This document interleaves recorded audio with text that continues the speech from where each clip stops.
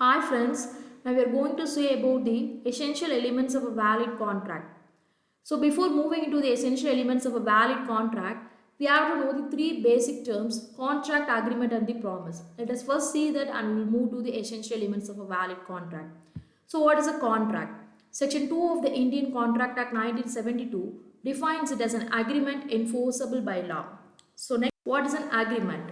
Section 2A defines agreement as every promise or every set of promises forming consideration for each other. Next, what is a promise? When a person to whom the proposal is made signifies his assent thereto, a proposal is said to be accepted. A proposal, when accepted, becomes a promise. An agreement is an accepted proposal. So there are basically 9 elements for a contract to be valid.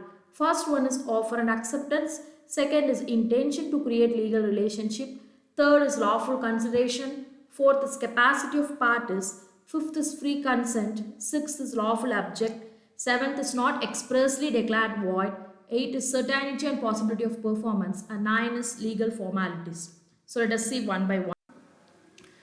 So offer and acceptance. Basically, if you are taking a contract, there should be two parties. That is, one is the offerer and other one is the acceptor. So here the offerer will be offering something and the acceptor will be accepting it. So in this, there are these things to be considered. Same thing in the same sense. Terms of offer must be definite. Acceptance of offer must be absolute and unconditional. Acceptance should be according to the mode prescribed and must be communicated to the offerer. Let us learn these terms with the better example. A owing two cars X and Y. A wishes to sell the car X to B, but B assumes that he is selling car Y. Hence, there is no contract because there is no consensus ad item. That is same thing in the same sense. So here, there are two persons A and B. They are making contract of selling the car. But here, A is having two car X and Y. So he is having a contract with the B that is going to sell a car to B. Here A thinks that he is going to sell the car X, but B thinks that the B is going to have the car Y.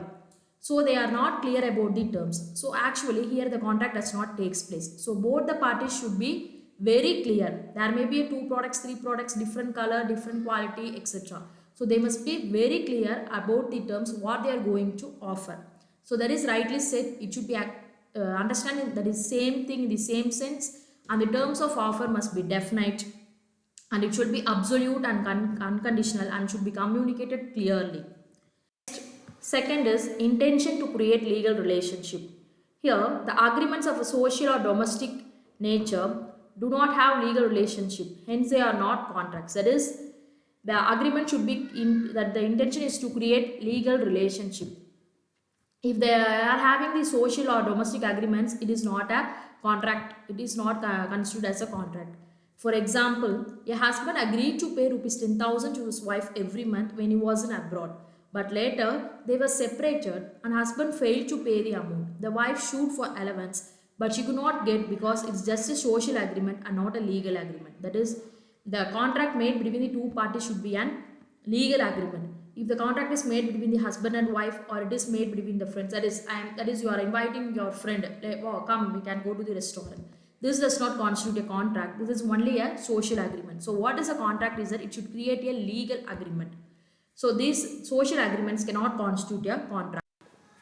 Third is lawful consideration. Here what are the things to be considered is something in return. That is, both the parties should give something and get something. Something in return clearly indicates that both the parties should give something and get something. For the above example, if you are taking, A is giving the car to B and B in turn getting the car, he is going to give the amount to A. That is, both the parties, A is giving the car and B is giving the amount. That is, both the parties should give something and get something, that is in return. Next, consideration and advantage or benefit moving from one party to another. So consideration is this what? That is, a benefit should be received by both the party. One party is receiving the car and another party is going to get the amount. It need not be cash, it need not be in cash or kind. It may be an act or promise to do, not to do something. It may be past, present, future, but should be real and lawful. And it should be not actually in the cash alone. It can be a promise to do or not to do something. Next one is capacity of parties. So what are the capacity of parties? For a contract, there is some capacity for parties. They are They should attain the age of majority. They should be of sound mind. They should not disqualify contracting by law in which he is subject to. And if a party to a contract suffers from any of the flaws like minority, idiocy, lunacy, drunkenness, then the contract enforceable except in some cases. So here the party should not attain the age of should attain the age of majority. He should not be a minor. Minor is not eligible for entering into a contract. And the party entering to the contract should be of sound mind. They should not be disqualified from the contracting of law. So these things have to be considered in the capacity of parties. Next one, free consent. So free consent here, what are the things to be considered is same time and the same sense. The consent of party should not be obtained by misrepresentation, fraud, undue influence, mistake or coercion. That is, you should not, there are two parties means, for example, you consider A and B. The A should be offering a contract to B, the B is accepting. So the A should not force B or compel B to attract a contract. It is the B's wish to accept or not accept the contract of A. So in this case, if the A is if the A is compelling B to accept a contract, it will not come as a contract. Next, so if there are any such flaws, the contract is not valid. So both the parties should not make any fraud or any coercion. That is, they should not force each other. All these things are considered. If any of these things happen, it is not considered as a contract. Next, lawful object. The object must not be illegal, immoral and opposed to public policy. So, whenever you are making a contract, you should consider these things. It should be a legal one and it should be a moral one and it should not opposed to the public policy. 7. Not expressly declared void. Certain agreements have been expressly declared void, illegal or void by the law. In such cases, even if agreement possesses all the elements of a valid agreement, agreement will not be enforceable at law. So in some cases, the government itself will be declaring that we should not do something, that is it should be declared as a illegal or void. So in such cases, even though if it fulfills all the essentials of elements of a contract, it is declared as a void. The next one is certainty and possibility of performance. That is, it must be certain and not vague or indefinite. For example, A agrees to sell B 100 tons of oil. The agreement is void because which oil is not mentioned. There should be possibility of performance.